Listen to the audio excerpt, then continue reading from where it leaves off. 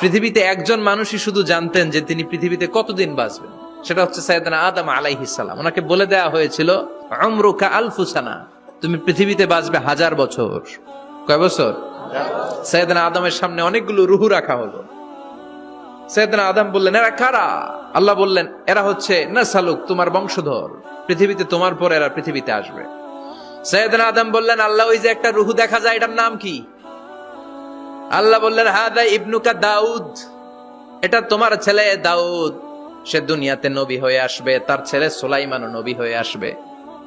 সাইয়েদনা আদম বললেন, মাবুদ, আমার ছেলে দাউদের কত বছর হায়াত আপনি দিয়েছেন? আল্লাহ বললেন, 40 সানা, মাত্র 40 বছর, 4 ইয়ার্স, 40 বছর তোমার ছেলেটা বাঁচবে। ও আল্লাহ, আমি বাঁচবো কয় বছর? তুমি বাঁচবা 1000 বছর। সুবহানাল্লাহ।